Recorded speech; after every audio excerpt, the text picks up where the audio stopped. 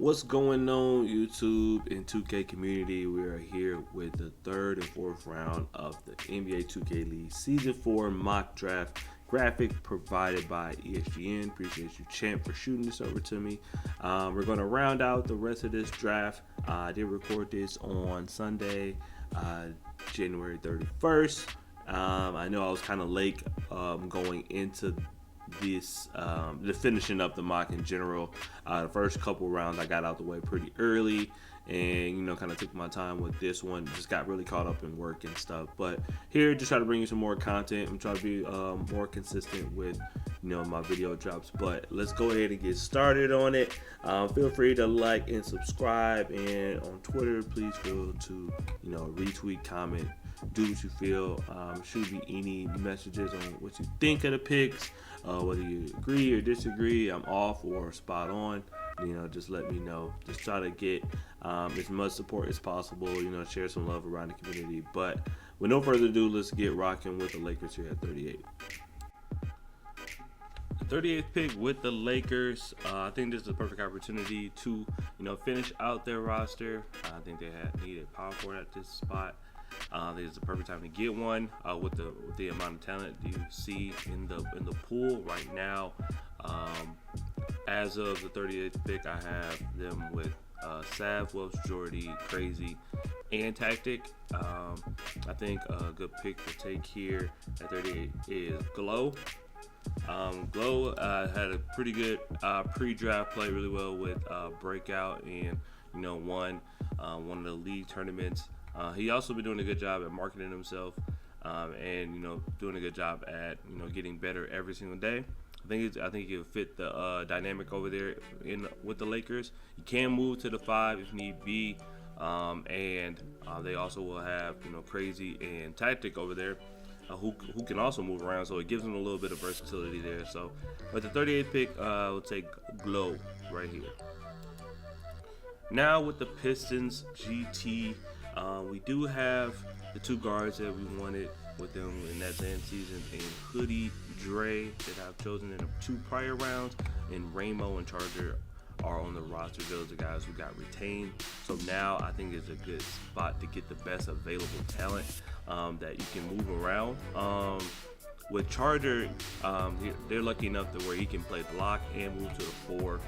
And I feel like he can play 5 if absolutely necessary.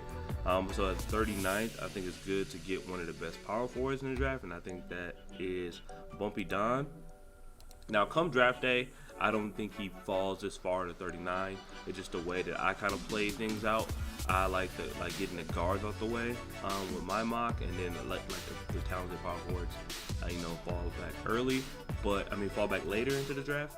But you know how it is. You kind of have to play the game of the actual draft come draft day, and there's so many different scenarios that can happen. One team can throw the whole dynamic off. So, but for this draft specifically, I do like Don here at 39.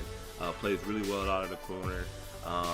He played with top tier Crown and those guys in league tournaments and in some of the Pro-Am leagues, and he's really burst out on the scene to be a really good power forward. I'm excited to see what he does there. Now with the 40th pick with Pacers Gaming, I think this is a perfect opportunity for them to change, to turn their franchise around. I had them drafted a walking bucket in the first round and getting Fanta in the second round. That could flip-flop come draft day because Fanta's been going crazy lately. And they also have Jomar, Wolf, and Swizzard already on the roster. I think this is a good spot to get a veteran who's proven themselves to be a really good talent in the league. I think they're still pretty good. Can play the 4 and the 5, and they can move some pieces around depending on what's working, what's not working. And I think the player that can give them that here at 40 is Larry. Larry was a really good center for the Cavs and played a little bit of 4. He favors playing stretch, but he can play inside too as well. And when he played for the Bucks, he showed that he can play multiple positions on the court. He's gonna do whatever he's gonna do whatever needs to be done in order to win games. So you can plug him pretty much anywhere, and I think he's gonna be content with it. But Pacers, I think, can use him the best there at 40. Now with the 41th pick, I think this is a perfect opportunity to get a starting power forward for their team. They already have Fab, Strainer, and got a 2K, and we drafted top tier crowd in the first round. They have to wait a little while for this pick in the third round. They could play the game of, getting a decent center late and getting the best power forward available early in the draft, or vice versa. But here at 41, I think there's a good chance for them to take this guy, and he's one of the more underrated power forwards. Has kind of been dialing back in next gen, but he is really talented, and I think that is CB. CB is I feel like it can fit the court really well, but especially playing with guys like Fab, who can make anybody around him really good, make him look really good. So as long as he can hit shots out of the corner and can be able to communicate on defense and be able to drop for Crown and guys 2K, I think he'll be a good fit there in Cleveland. Here at 42nd, we do have Sixers GC. I think they're pretty stacked. It's going to be kind of hard to mess up their draft picks, and I think with having Radiant over there with Walnut, I'm thinking just kind of recipe for a playoff team, and having Steez over there, who I believe is going to be going to play in lock. We did draft Lottie earlier in the draft in the first round, which gives them a good sharp. And now here at power forward, I think this is a good chance for them to take power forward who will listen to the guys, and be a really good teammate and be successful in his role, especially in an organization like Philly has here with the Sixers, and playing with the talent that they have. I think it's a good chance to take Doug's. Doug's, as we've seen over the last couple of years, always played power forward really well, shoots really well at the corner, does his job, and is a good person to have around. So I think that's a good pick there at 42 if he's around, and I'm looking forward to seeing what he does. All right, now 43rd pick with the Heat. So earlier, we were talking about what the Heat are going to do in terms of with Hot Shot. And I think it's kind of tough to really gauge exactly what that is, but he has been playing a lot of guard, and he hasn't really been going big lately. And from going off the picks I've had earlier, I have Rigby. We also drafted Antoine, and we also got Deeds along with Hot Shot and Shifty on the roster. So this will be their 6-man pick, and I think a good guy to have here would be Duran, aka C's. And with C's, you give him the point guard ability, to bring the ball up and run the offense. That's in case Hot Shot is going big. And now Hot Shot goes guard, you can move some guys around. And that's why we drafted Antoine, who can kind of, move around and play multiple positions. You got Deeds, who can play the 5. Shifty can play lock or 4. They have now, if you draft in C's, you have the utmost freedom to move guys around and see what 5 works best. And you can game plan based on whatever team you're playing against. So if Famous drafts this way, I think this will put him in the best situation in terms of going into the season and having multiple game plans for different organizations, which makes them kind of hard to play against, and to plan against, and hard to break down film because you don't know what's going to come next. So if he's there at 43, I think it'd be a good pick.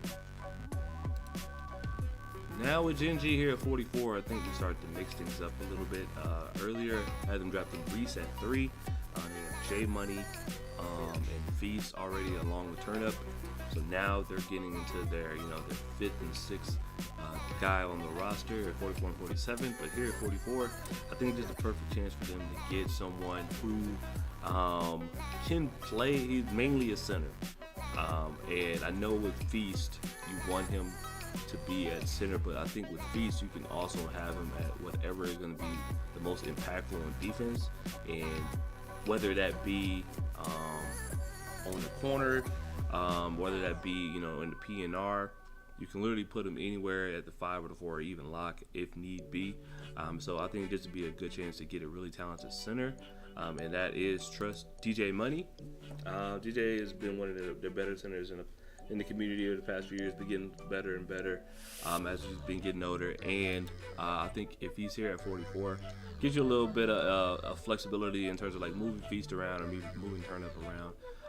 DJ can play the center, or throw Feast on the PNR at power forward, or you can put DJ at power forward. I don't think it'll be that much of a difference, but I think if he's in that locker room at 44, I think it makes a lot of sense to me that if he's around, you should take him. But with that being said, I think if DJ's there at 44, I think it's a good pick. Now, Magic have the 45th pick, and I believe this is their 6-man pick. We already topped off the roster with Reezy, you got Sherm, you got May, you got DT, and we drafted Goon as their lock. So here at 45th, I think this is a good chance for Jonah to steal, a guy with a championship background and coming right off the championship. Probably brings good inside the locker room, can move around to play the 2, 3, or the 4. Just based on what I've seen in some games last year, he played a few games as a 4. And based off the current games, he can move around a little bit. But I think it's a good chance to take B-Rich here.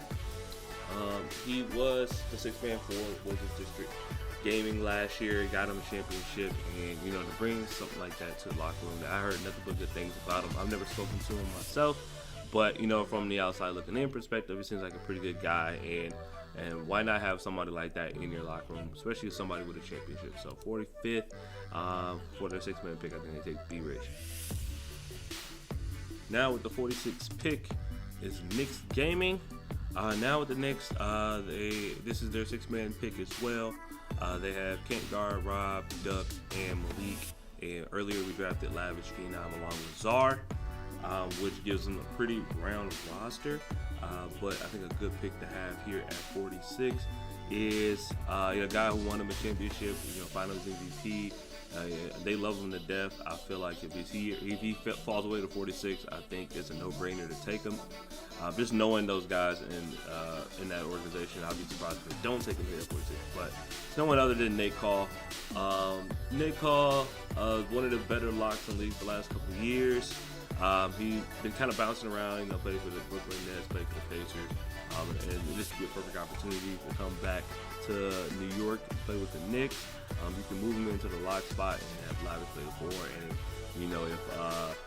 if Rob doesn't quite turn out at the 5, you can move Czar up to the 5. He moves pieces around and see what works, and he's a great locker room guy, great leader. So if he's there at 46, I think it's a no-brainer if they take him.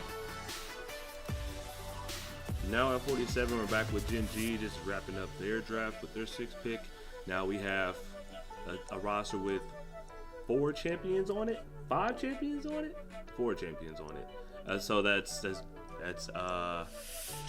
J Money, that's Reese, that's Feast, and Turn Up Defense. So pretty much check that Timberwolves squad from season 2 and added Reese, which would be amazing. Now here at 47, I think is even better time to get another championship guy on the roster, and that's one of the guys who stuck out to me as being a really good popper. He's a really good teammate.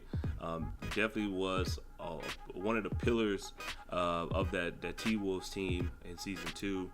He definitely goes unrecognized and doesn't give enough praise. I think that's Dr. JoJo. Okay, Dr. JoJo there at 47. To round up that 6-man pick. To move him around, you can even swing him in at the 4 or put Feast at the 5. I'm not sure how DJ would like being a 6-man. I don't know him that well. But if JoJo is a 6-man, I think he's cool with that. I think he gets along with those guys. And you bring in Reese over there too. I think that's a great dynamic of players to have. You have a bunch of veteran leadership. They've been there before, and especially with a newer organization like Gen G, it's a perfect opportunity to change the franchise around and make a playoff push with guys who know how to make big runs. So I think that's a good pick there at 47, Dr. JoJo. And with the 48th pick, we're here wrapping up their draft too as well with their 6-man pick. So far, their roster is looking like BP, Kelmath, Trap Hard, Idris, and Lee, which I think that's a playoff written starting lineup. But for the sixth man is another one of those guys who played the first couple seasons that went, unappreciated. Just didn't get enough praise. Was a double guy, and no matter where you put him, he played really good defense. He rebounded the ball well. He did what he was told, and I think that's a good guy to have on a roster. And I think at 48, it should draft Gilly. Greg Gilly played with the Wizards first couple seasons. They didn't win the playoffs. I mean, they didn't get to the playoffs, but he was a great instrument to that team. He was one of the more favorable guys on the roster. Didn't get brought back for season 3. They ended up winning the championship, but even if he is on that roster, I think they still do that, and I feel like he was one of the one of the better like role guys in the league, and you want a team full of good role guys, and I think that's a good chance for the Hawks to pick up something like that at 48. So if I'm here at 48, I'll take Gilly. Now on to the Sixers six-man pick. This is going to be the last pick of the draft. I think it's definitely a good spot to get somebody who can play multiple positions, especially with the talent they have over there in Philly. I doubt this guy really going to see the court. He might get in there at the 4 of the lock spot, depending on what Steve's and somebody like if Doug's is there at 42 or whatever Doug's does. But I think this guy can move around a bit if need be. And I think we didn't have enough of a sample size to see how well he played in the league last year. But this year, if he's at 49, I think the Sixers will take him, and that is Flacco. Flacco had really good combine numbers in the past at multiple positions. He got brought in late in the season for Gen G, played a couple games. We didn't get enough of him to really gauge how good he can be in this league, but we know the talent is there. I think if they're looking for a six-man pick for a guy who that might not get in or can just jump in a game here, game there, I think there's a good chance to take Flacco there.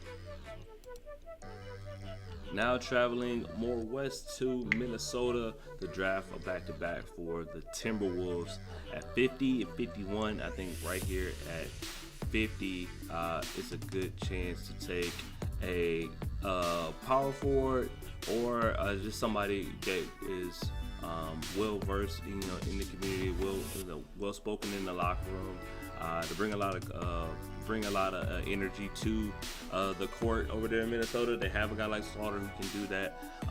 They have a guy like Bear who can do that. So I think there's a good chance to get this guy in, and he can play the 4. I ain't even seen him on lock in the very past. Very defensive minded. They're working on shooting. One big improvement that we've been seeing in next gen, if you've been watching him play, is his shooting, and that is Worthington Colt. See, with Colt, he doesn't necessarily have to play the 5. I think he'll be better on the PNR defense than Slaughter. But if he's at the 4, I think you can still run the PNR with him and have Slaughter come out the corner, or vice versa. You can have Slaughter run the PNR, and it is what it is. But Cole has become better as a knockdown shooter, and you want somebody who can play defense out the 4 spot. Might be a little bit of an adjustment, but with the guys they have on the roster at the moment, I think it is a good pick to have him there at 50, especially playing. They'll have Kai over there, and they got Big Saint on the roster too. So definitely gonna be a loud locker room. If they ever get back on the stage, there's one team you don't want to play against. But I think that's a good pick for them at 50. Now diving in back into the 51st pick. This is a good chance to get a guy that's kind of been building his name up through Pro-Am the last couple months. And I think I've seen more and more league players talk about him.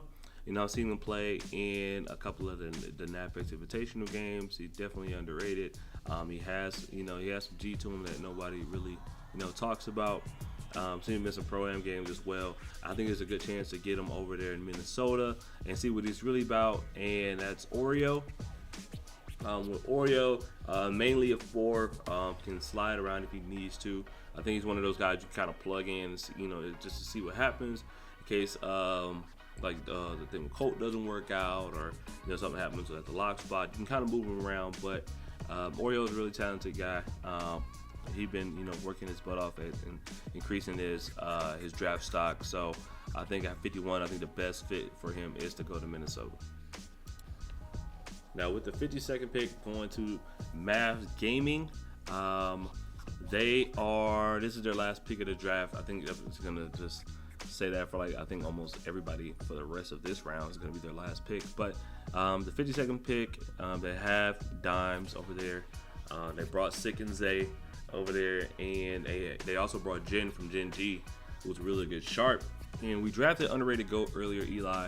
But this is a perfect chance to them to draft someone who has some star potential down the road.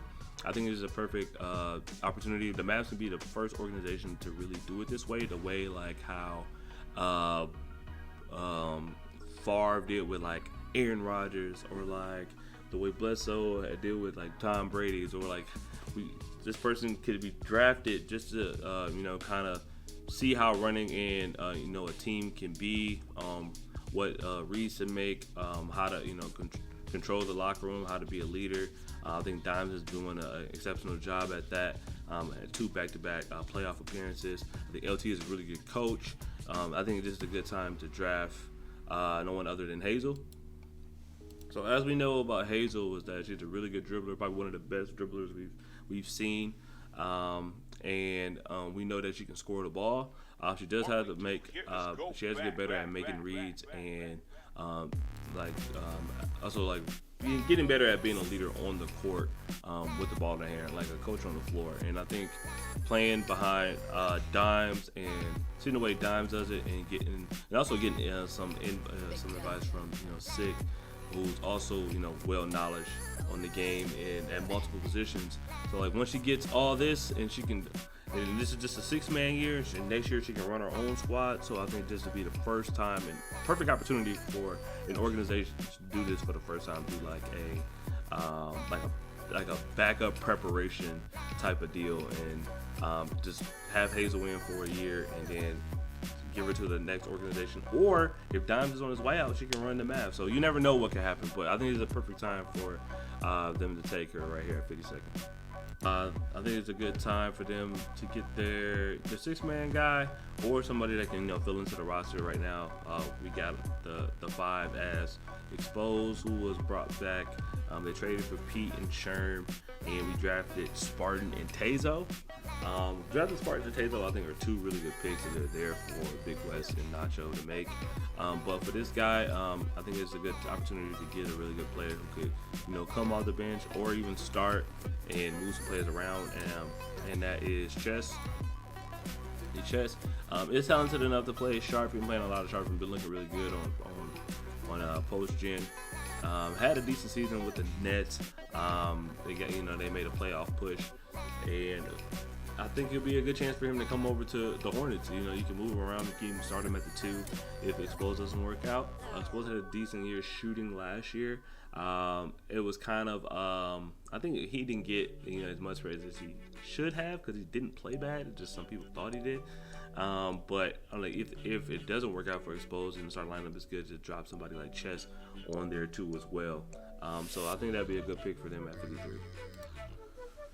All right, now wrapping up the draft for the Bucks Gaming here at 54th pick. They do have Reg, Blondo, A-Rooks, and with our draft picks, we drafted Mr. Styles and Fakey, who I think are really good draft picks for that team. So they're looking to wrap it up here and try to make another playoff push to get back. I think a good guy to have here at 54 is one has been, who's been getting better as the pre-draft been going. He's played with Blondo on current gen.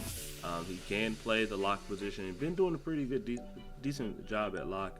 He also seems like one of a good guy to have in the locker room, and I think with the dynamic that the Bucks have, I think it'd be good to have someone like this who can who can play, who can come in and play if need be, and still uplift his teammates and do whatever is necessary when he's not on the sticks. And I just kind of get that from like his posts and like whenever I see them stream. And that's no one other than Dawsix. Dawsix is a pretty talented guy.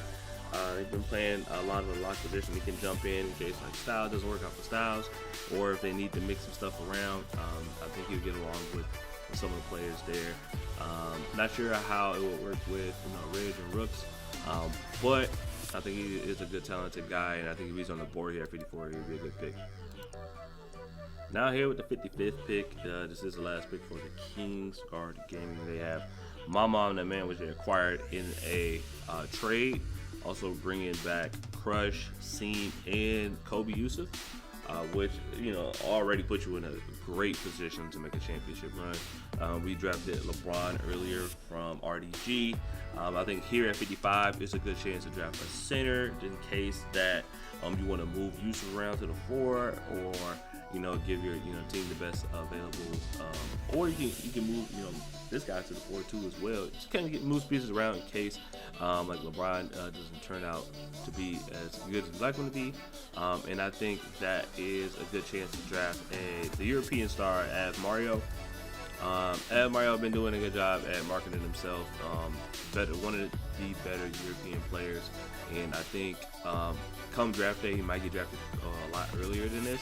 At 55, he's really good at working with the ball in his hands, face up, or hitting jump shots and making reads, and pretty good defensively too as well. So if you have the guy on the board here at 55, I think they should take a chance on him. I mean, if it does make a lot of sense, they could move Kobe down to the 4 spot, or you can move Mario to the 4 spot. Yeah, but I think it's a good acquisition to take him here at 55 if he's on the board. Now with the 56th pick with the Jazz Gaming, their roster's complete right now in terms of the starting 5. We drafted Randall earlier, which makes it splashy. Randall, Compete, Beezus, and Rhea.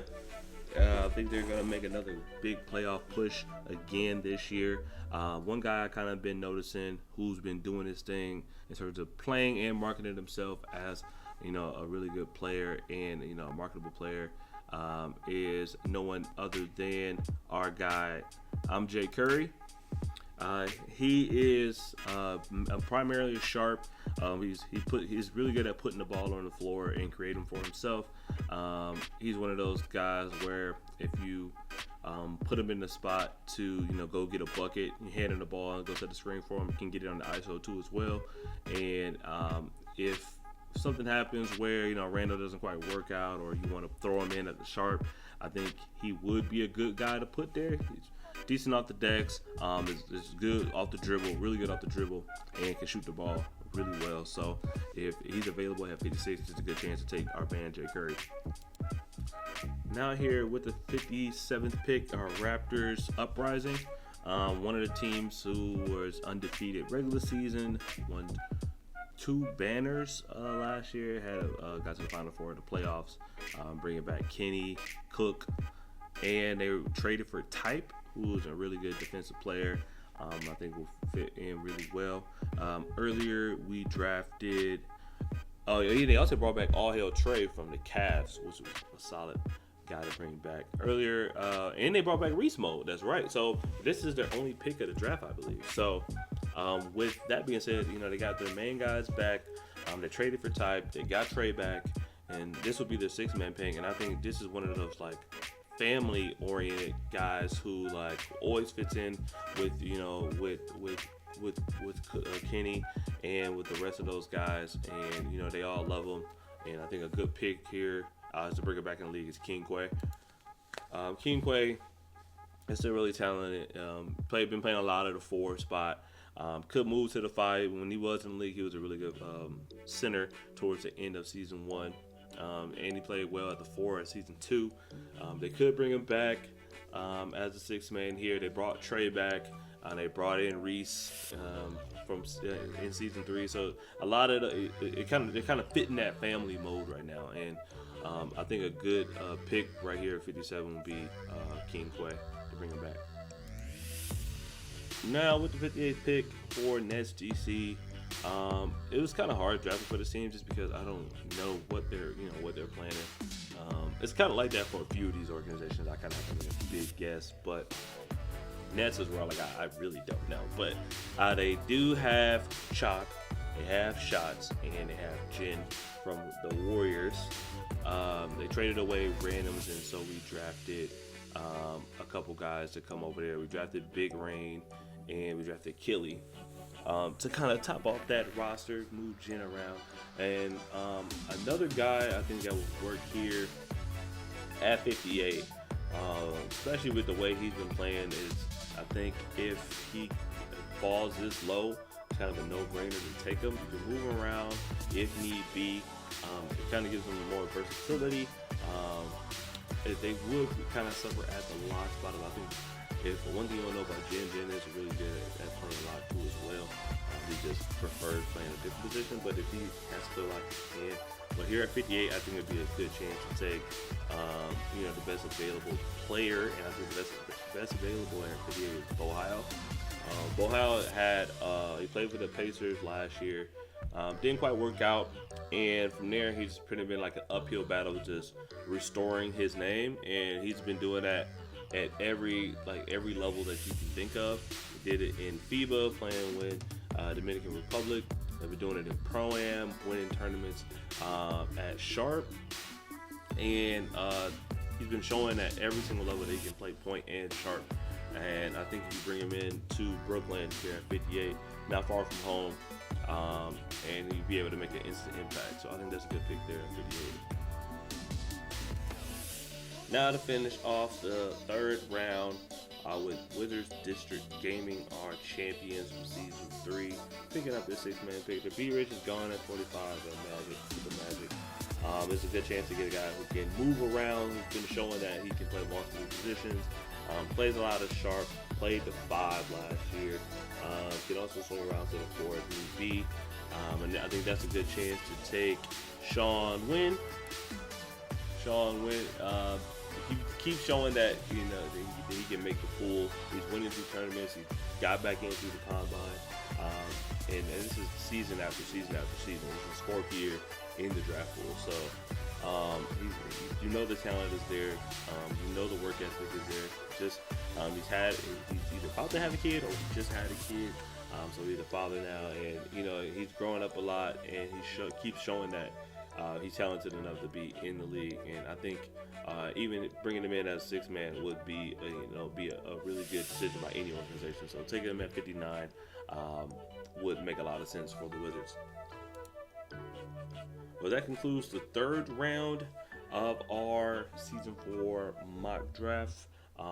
We're going to dive into the fourth round here in a second. I just wanted to leave this graphic up for a few moments, just so you can take in all the picks or do any screenshotting or anything that you want to do. I think this is a solid mock draft thus far. There's only 3 more picks in the 4th round. We're going to knock that out real quick. I did have some trouble with a few of these teams.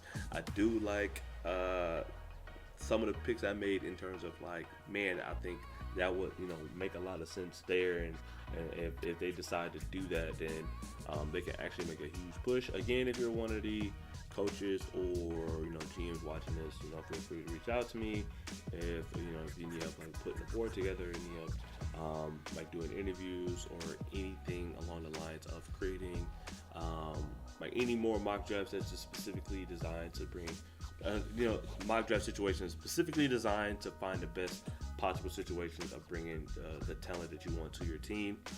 Feel free to hit me up. Click the link below and share. Also, too, if you are a spectator or just somebody watching community content creator, doesn't matter.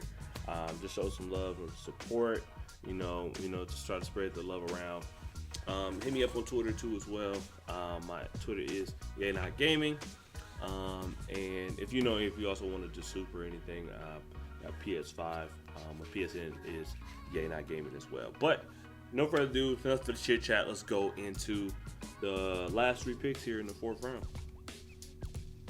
Now let's get into the 4th round, starting with the 60th pick with the Lakers to finish their draft. We already got Glow. We already got Wells Jordy. We got Crazy. Now I think a good pick for the Lakers.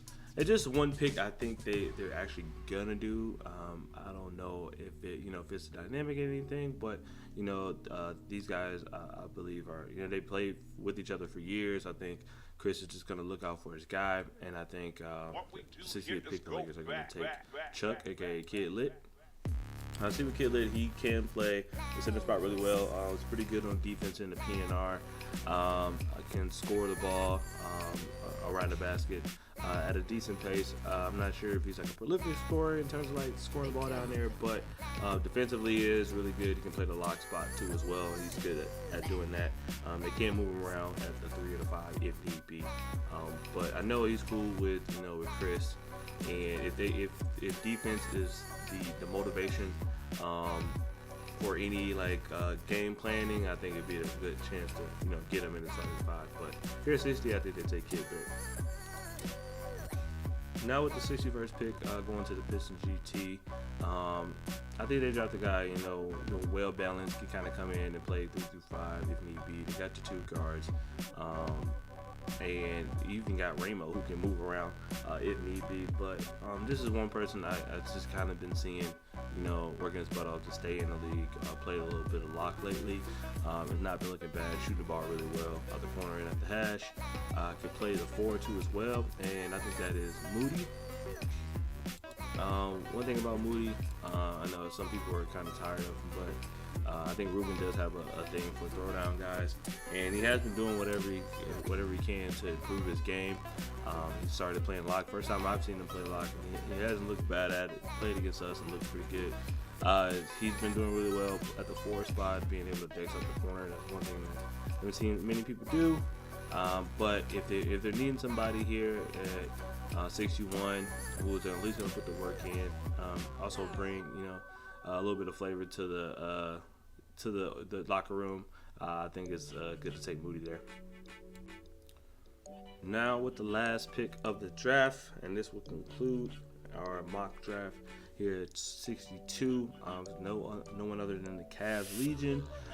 We drafted Crown, and we drafted CB in the 3rd round. Now to bring around the last pick, definitely gonna be the 6-man pick.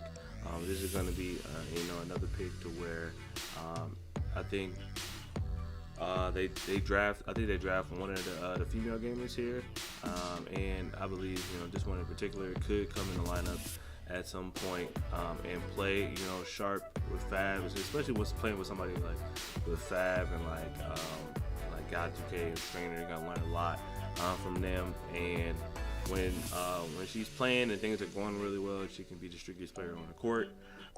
She just got to stay consistent. I play with her myself. So with that being said, I'm going to take AB here at 62.